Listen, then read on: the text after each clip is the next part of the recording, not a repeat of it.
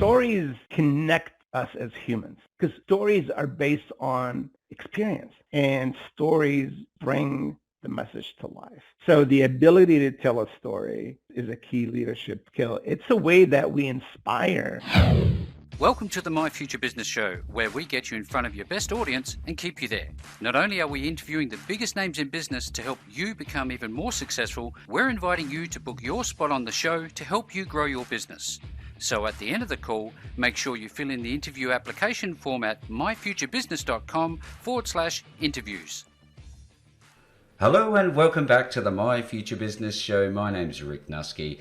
Just like to say thank you very much for joining us on the show again, and thank you for all of your support. To me, it makes all of the difference knowing that the show is making a difference for you. Now, on today's call, thinking about things that make a difference in your business, I'm on the line with the wonderful Dr. Majed Yaghi. Welcome to the show. Hello, Rick. Thanks for having me. It is absolutely my pleasure to have you on the show with us, and today we're obviously going to be talking a little bit about you as well as your corporate experience, which spans quite some time in some pretty significant industry leaders, if you like. And we're going to be talking about B2B marketing, professional selling, and how the lessons that you've learnt along the way can help people build a better, more productive and more profitable business. But before we do any of that, Majed, I'm wondering if you could tell me where you're calling in from today. I'm calling you from the great state of Texas, the Lone Star State. Fantastic. From Dallas. Excellent. Yeah. What do you love about the place? There's a lot to love. Some things to scratch your head on, but a lot to love. First and foremost, I would say I love being in the city where the Dallas Cowboys, my favorite American football team, play. No surprises there. Yeah, I grew up not too far from here, almost 7 hours from here, in the neighboring state of Louisiana.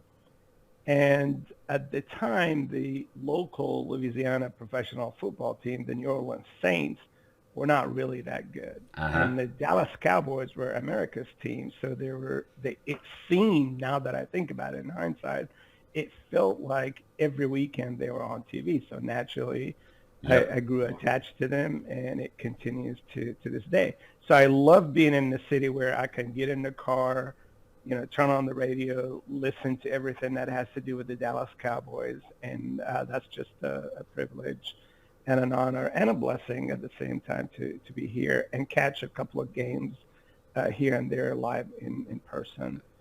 Weather is beautiful. Mm-hmm. My family and myself, we love warm weather much more than the colder northern hemisphere.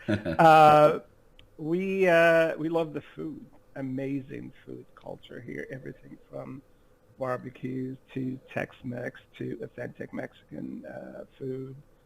Plus, of course, the diversity of a lot of the new communities that are being integrated into the food scene in the city.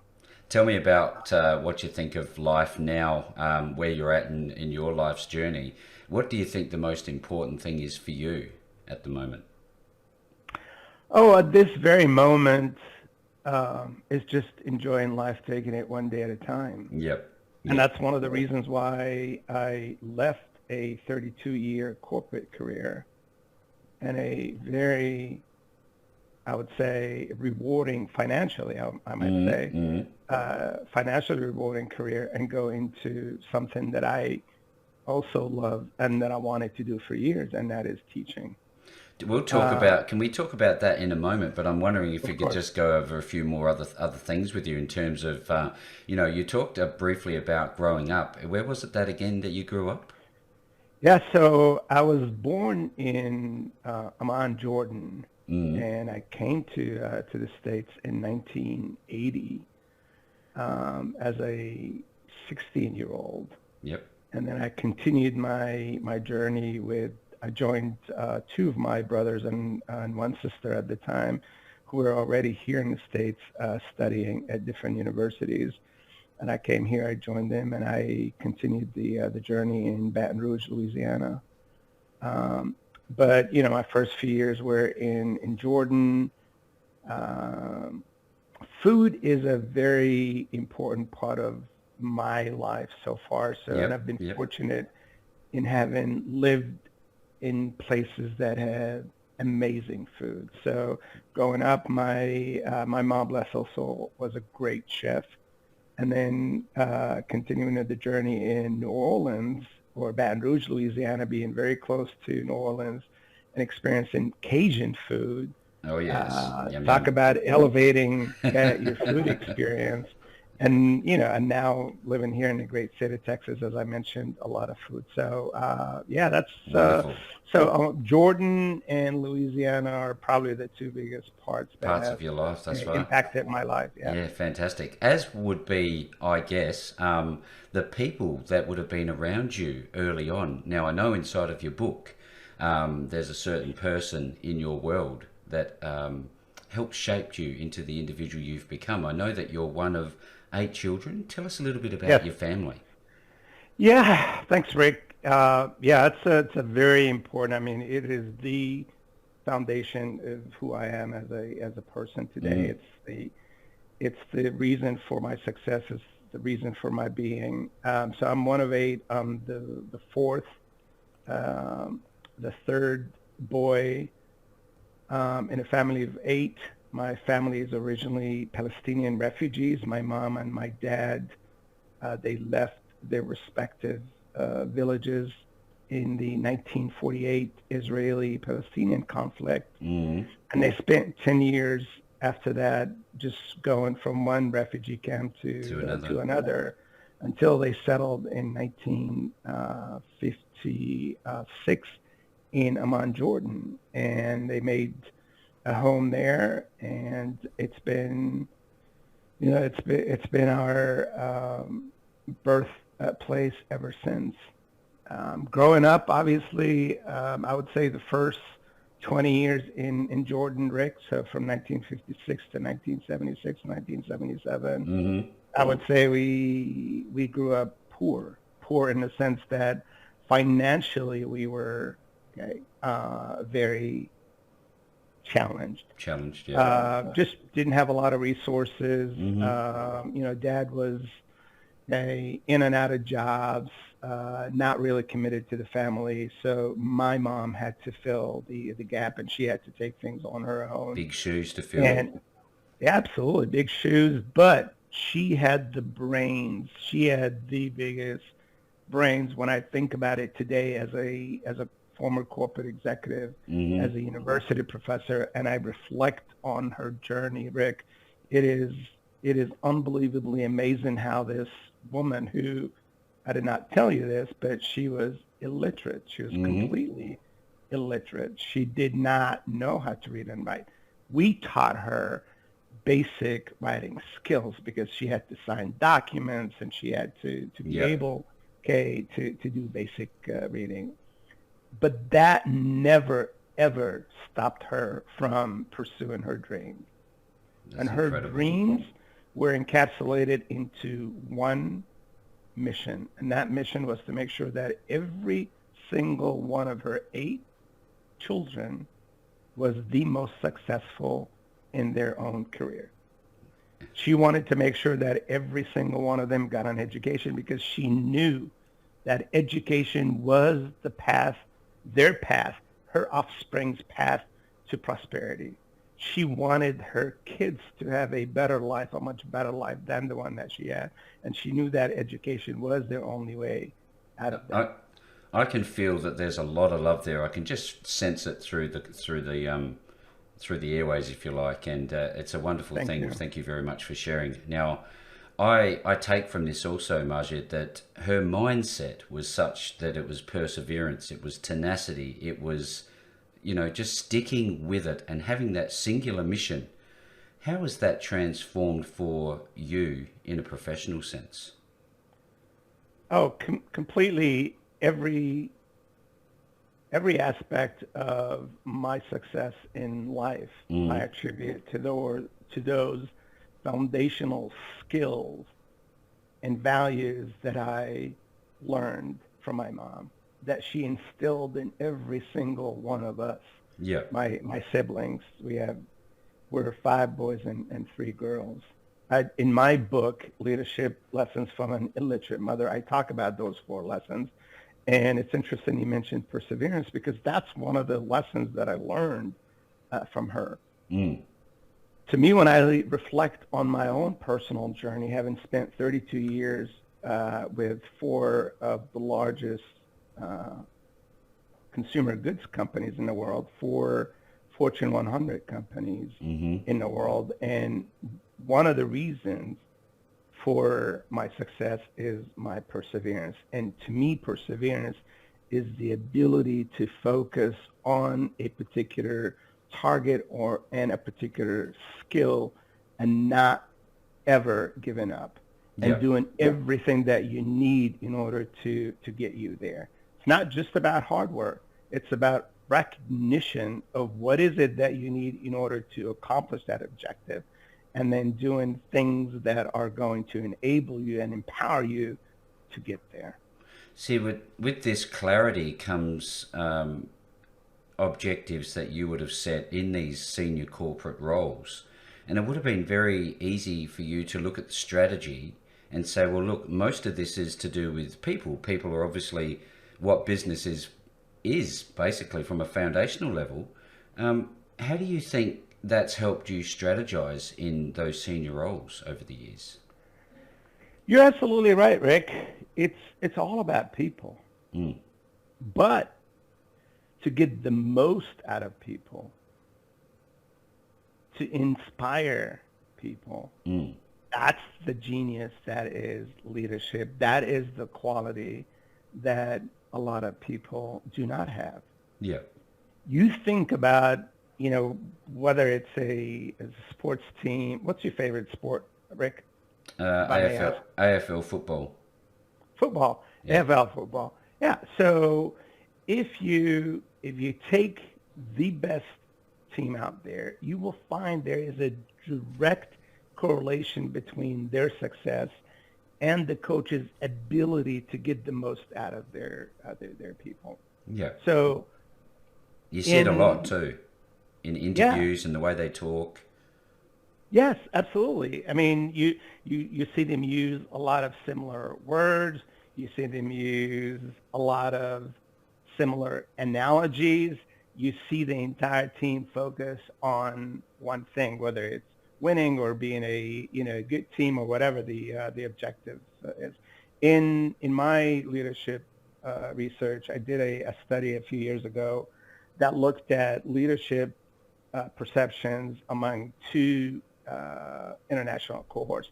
I looked at a group of Americans versus a group of Egyptians, just taking sort of a cross-cultural perspective, if you will. Mm-hmm. You know what's interesting, Rick? Among both cohorts, the number one expectation that those people had of their first line manager, I asked them the question around their first line and their second line manager. What did they expect of their first line manager, their direct boss? Both groups said, I want one thing, and that I want them to be able to inspire me. Wow. Right? Yeah. It doesn't matter. Culture doesn't play a big reason, right? No. So that doesn't matter if it's a small, medium, or large organization. Would that be the same? Absolutely. It doesn't matter whether it's it's a teacher inspiring students, a football coach, a president of a country, or a president of an organization, for-profit or non-profit. Hey, right? I have another question on that, just very quickly, if you don't mind. I think about Father's Day that's just gone by, and I think about parenting. Does this apply to that as well? Do you think that kids want to be inspired? 100%. That was the essence. Thank you very much for bringing that up. That is the essence of my book, because leadership lessons don't have to be learned from highly acclaimed celebrities or successful people. You don't need an Ivy League degree to teach leadership.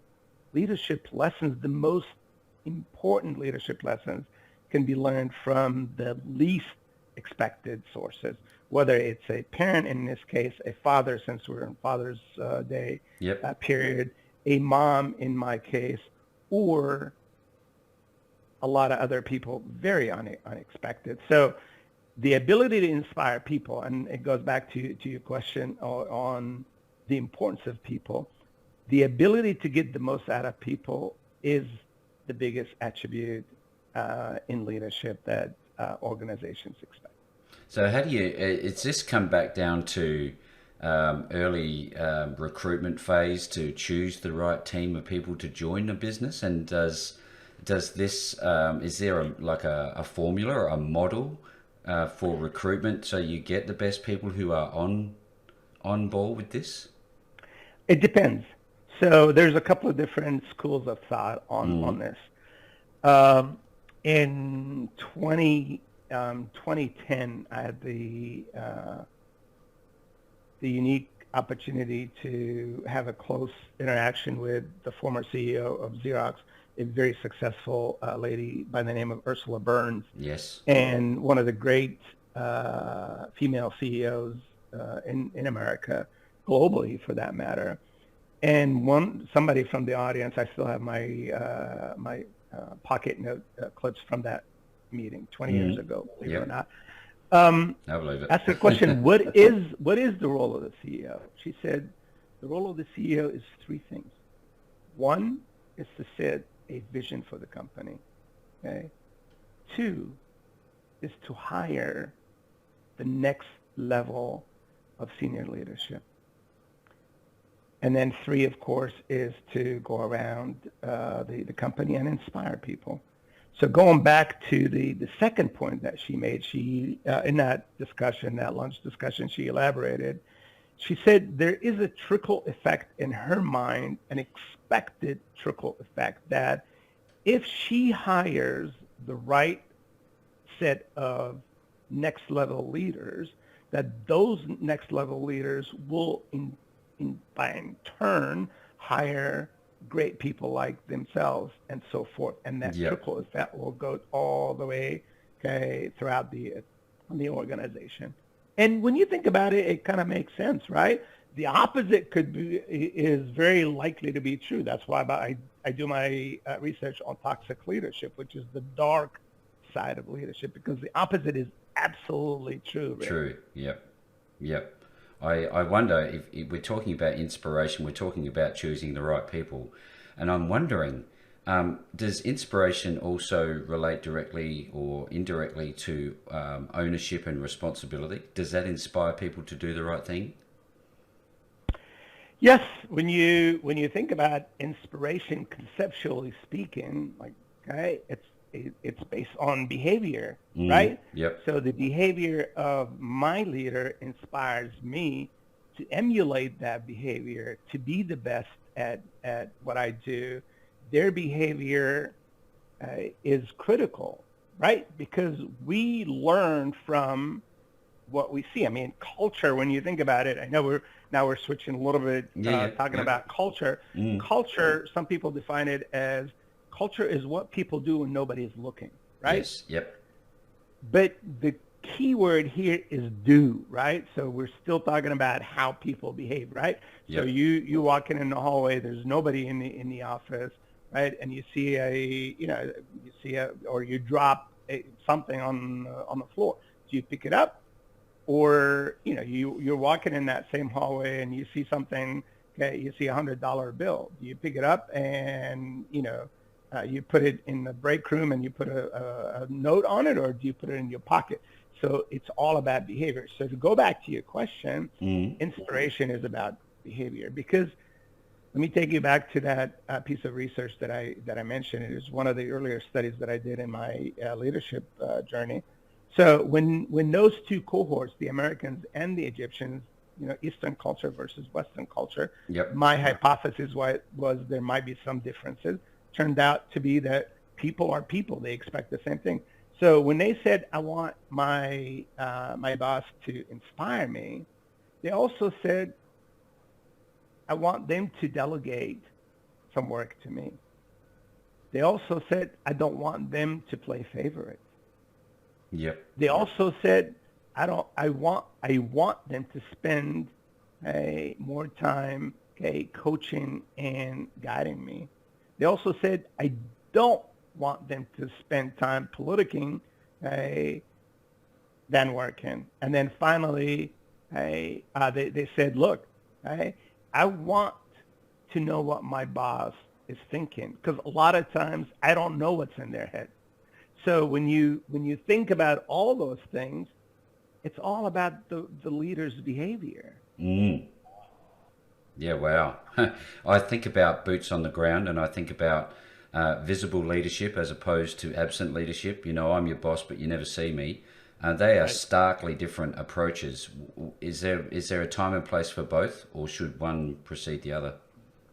Um, Again, if you think about it from a situational leadership school of thought, I think yes. The short answer is yes. There is Mm. a time for each. I think some people like a little bit more hand holding Yep. than others. A great leader would recognize that. A great leader would recognize who are the dependable individuals within their team, and they could empower them more. They could delegate more responsibilities to them, reacting to their understanding, the leader's understanding of the individual's capabilities, because you cannot lead everybody the same way, Yep. Yep. right? Yep. So, if you're coaching Cristiano Ronaldo, you cannot coach Cristiano Ronaldo the same way that you're coaching the A junior. the other ten players, even if Yep. they're all professionals Oh, yep. and Yep. they're all multimillionaires. Mm-hmm. Yeah, absolutely. Loving this call. There's so much great things that we could talk about. Thank you very much, Majed. Now, I Thank you. wonder, I think about the different people, different personality types, and how they respond as leaders. And I think we've got metrics, KPIs, and then we've got thoughts and feelings type people. What do you like to do? You prefer to manage by the numbers, or do you have a bit of a blend of, the thoughts, feelings, and numbers approach? Look, by nature, I am a Libra, so I'm very sociable. Mm. My leadership style is very collaborative. So I like to engage with people. I With like to people. collaborate with others. I am not a directive type of leader. I never was, even when I had multiple levels of teams reporting into me. I wasn't the type that used the authority to try to force Get what you issues. want. Yeah. So I've always believed in the power of collaboration and the fact that the word team, it could be perceived as an acronym that stands for together each achieves more. So the Yep. collective genius, the idea of collectively, people will be much better than the individual sum of the parts, is very powerful to me. Before we pivot on to professional selling, I'd love to know what you look for from an auditor's perspective. Regardless of what position you're in, should everybody have the ability, the skill, be it learnt or natural, to be able to identify a toxic environment, a toxic culture inside of a workplace? 100%.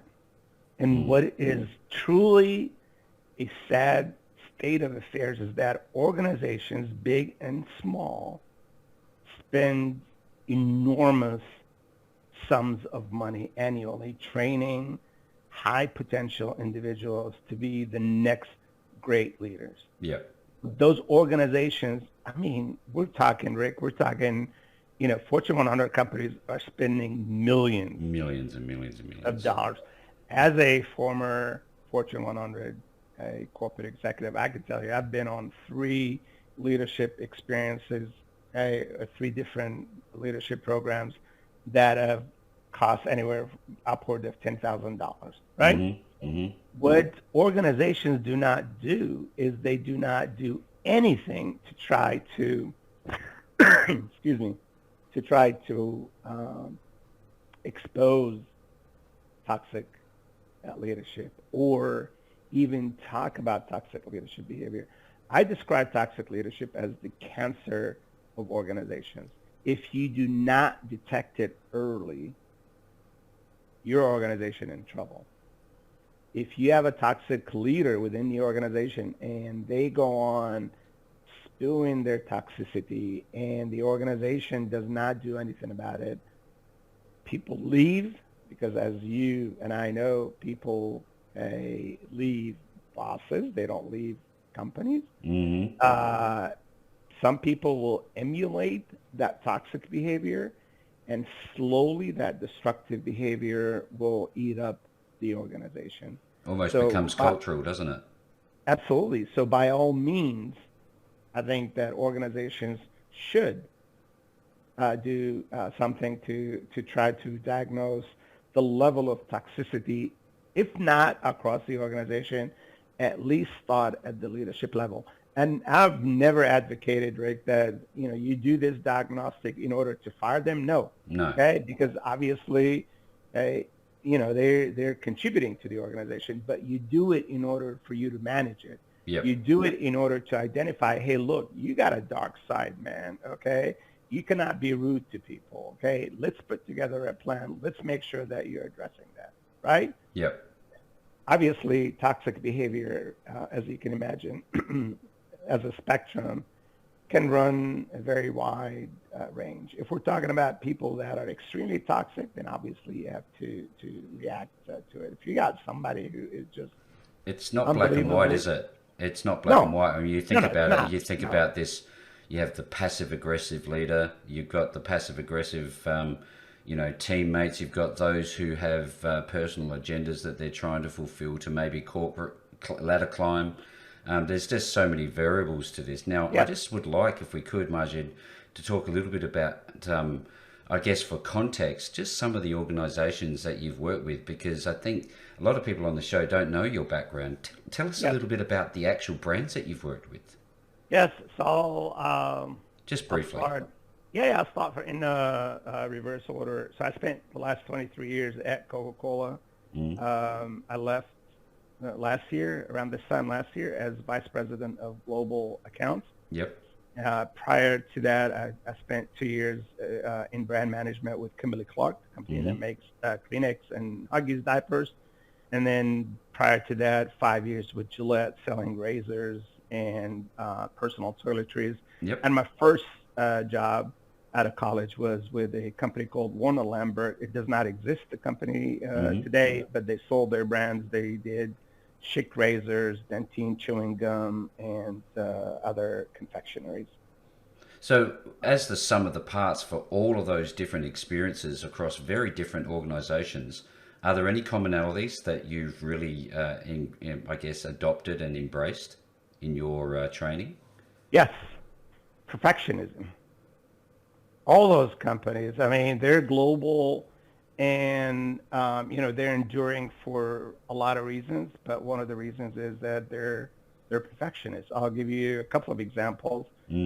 Gillette, now they're part of P&G, Procter & Gamble. Before they got bought out by Procter & Gamble, they used to have, during the time I was with the company, they used to have a 65% market share of the world shaving market. 65% of all razors around the world, right? The number 2 brand, Schick, had 10%. So by any stretch of the imagination, a lot of management gurus would tell Gillette, there's no need to invest in new product development, NPD, or innovation. You got 65%. You can sleep for 10 years. Rest on your laurels. Absolutely. You can do that for the next 10 years, and the number 2 player would not catch up to you, but not Gillette. They were spending 3% of annual revenues every year in research and development. That's crazy. It's a necessary thing, though, isn't it? R&D. Well, that's how you keep the organization driving. That's how you maintain the mindset. You started off talking about mindset. That's how you keep that leadership, that growth mindset into your organization. So yeah, that I would say perfectionism was, and of course Coca-Cola, arguably the second most popular word in the entire world. World. A company that operates in 206 countries, a company that went international before international was favorable, a company that entered Africa almost 100 years ago, long before Africa was the growth engine that companies right now are, are looking at. So those two values are consistently, Paramount. yeah, for all those international brands. What a great conversation. I often think also about storytelling because you've just, I guess, touched on the Coca-Cola story, which I absolutely love. You know, the salesman walking around and I don't know what it was back then, twopence and getting, buy my syrup and, you do this and you do that. And then it just went from there. So on that, how important from a leadership perspective and a selling perspective is the ability to tell stories? Oh, it's paramount.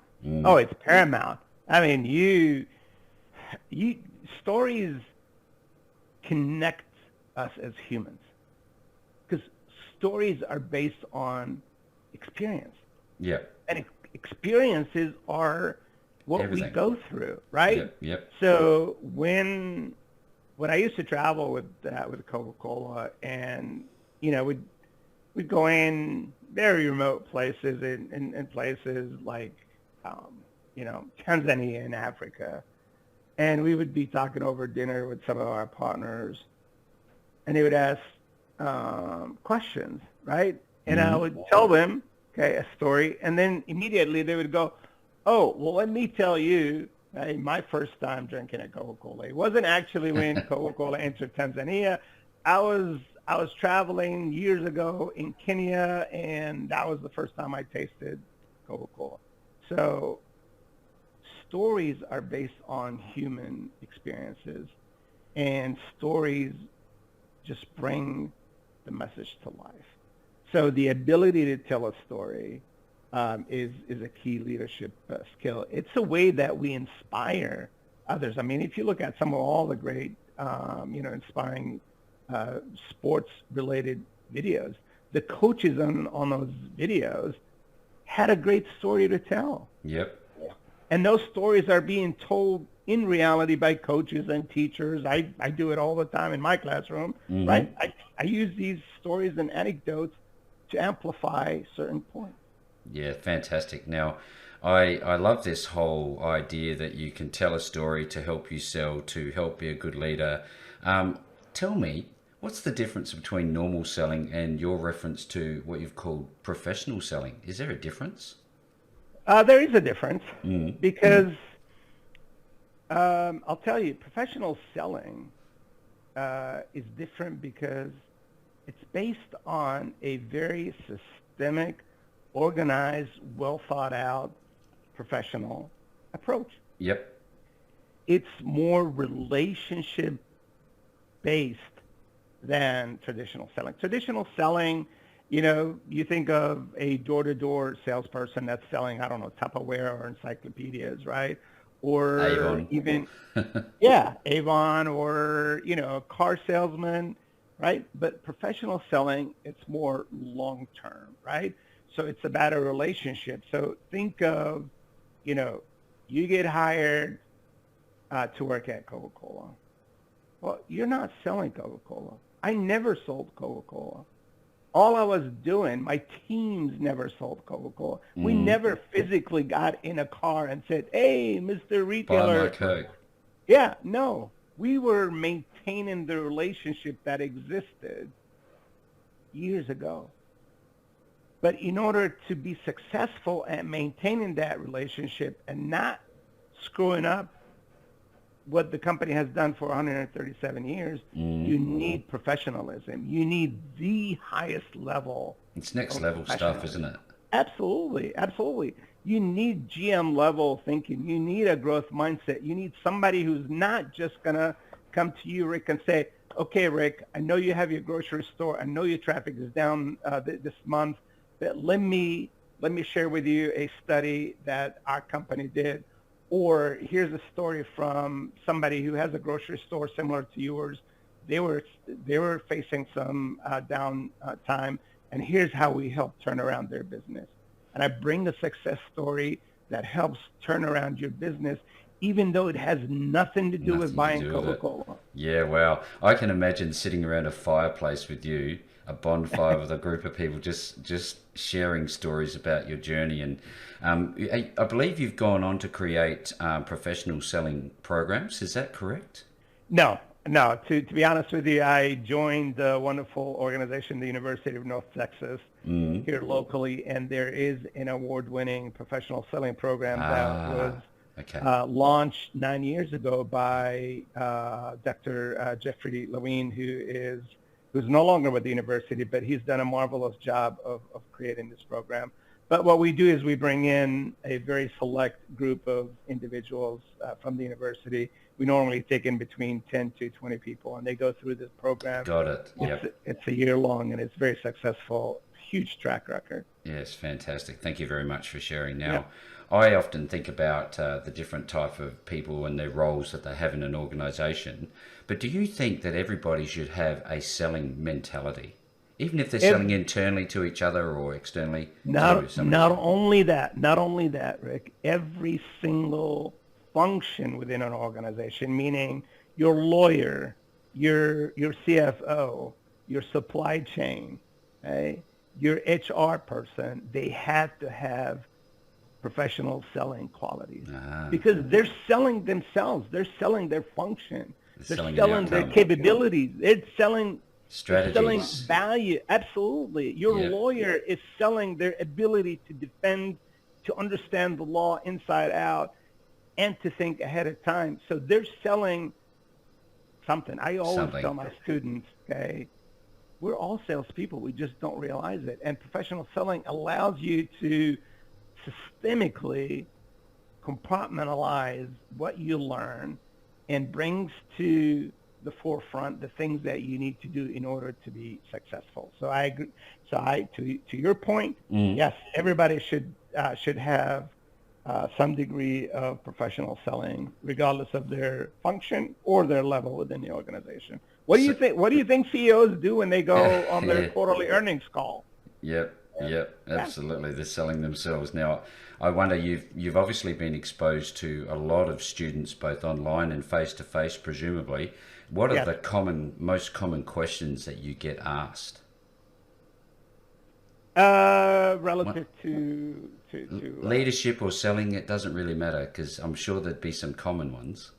Yeah, I mean, a lot of them, they ask me, why did I leave a nice paying job at Coca-Cola? To which I say, in order for me to teach you and to pass that knowledge on to you. And then they all giggle and they say, oh, thank you. Life changes though, doesn't it? You know, your personal mission changes. Because I tell them, among other things, hey, do what you love and love what you do. Yes. That's the sage key advice. Success, right? So yeah, they ask me about things like I would say the most popular question the last few months is, look, how do you know when to leave an organization? Of course, they look at my resume and we talk, and they see that I spent 23 years at a company, and they're like, how? Right? Because we're talking about 21, 22-year-olds. The idea of spending 23 years at one organization, just they don't comprehend it. Mind-blowing. And what I tell them is, I never set out to spend 23 years at Coca-Cola. No. I started, and at the end of my first year, I got evaluated, I got rewarded, I heard some great things, and then I may have gotten a raise, so I stuck around. Yep. And then I stuck around, and before I knew it, it was 23 years. Yeah, wow. If you love what you do, it doesn't matter. It doesn't matter, does it? Thank you very much for sharing everything you've done thus far. I know that the My Future Business audience would be taking a lot away from this. As I've mentioned, underneath the My Future Business logo, it's got helpful people helping people, and you're certainly doing that by sharing some of your experiences. So thank you very much. Now, in terms of your cover, who actually did that? And I have a further question on the leadership cover. Why did you have alternate colors there? Because it's very eye-catching. Was there a thing to that? No, it was designed by the publisher, Archway Publishing. They did a wonderful job. Their designers thought, this is a great, impactful way to present the book. The book. Yep. Red is my favorite color, so I wanted to make sure that's the background. But the design was done by Archway Publishing. Fantastic. Now, do you have any intention to go maybe audiobook with this, or is it just hard copy at the moment? Right now, it's hard and ebook. It's available as an ebook. I am working on my second book. I have not thought of the audio. It would be a very interesting opportunity. Maybe I can have you do the audio, since you have a wonderful voice. There you go. Thank you very much. Now, I'd like to ask you about your next book as we near the end of the call, Majed. The Toxic Trigon. I have no idea what that means. Could you share it with us? Yeah, so the Toxic Trigon is the culmination of my doctoral thesis study.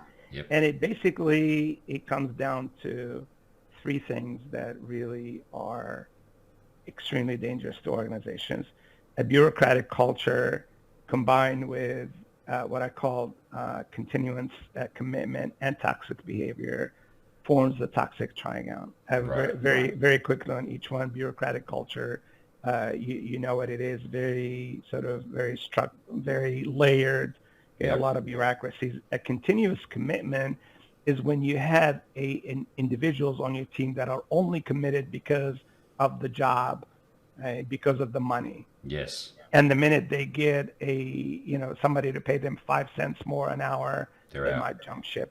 Yep. And then, of course, the toxic leader is something that you do not want. So the combination of those three things make up that book. Triangle. Yep. Fantastic. So how far away are we before we see this book? I'm halfway. I'm aiming March of 2023. Yep. My first book was launched March of 2022. Yep. So I'm trying to keep it on that same cycle. Thank you very much for sharing. Great call. I know there'd be a lot of people who want to get their hands on your books. So a couple of things in that. Where are they going to find it? And if they want to contact you, where do they go? Yes. So Leadership Lessons from an Illiterate Mother is available on Amazon, Archway Publishing, Barnes & Noble. We do ship Amazon, Amazon ships international, at international sales. You can contact me. You can look me up on LinkedIn, Majed Yaghi, MajedYaghi. And I'm more than happy to talk to anyone that might have a question or some additional thoughts. This has been a great call. Anybody who's on the call with us today, I hope you enjoyed it. We've only just touched the surface of all the topics that we've covered today. I'll be making sure that the links back to the leadership book and to Majed are available below this post, no matter where you see it. You'll find the links back to Majed and his wonderful books. And with that being said, Majed, thank you so very much for joining me on the show today. Thank you so much, Rick. Have a wonderful day. Thanks for joining us today. If you enjoyed the call, then make sure to subscribe, leave a comment, share us with your friends, and book your spot on the show at myfuturebusiness.com/interviews. And if you're looking for solutions that will help grow your business, then visit myfuturebusiness.com/shop.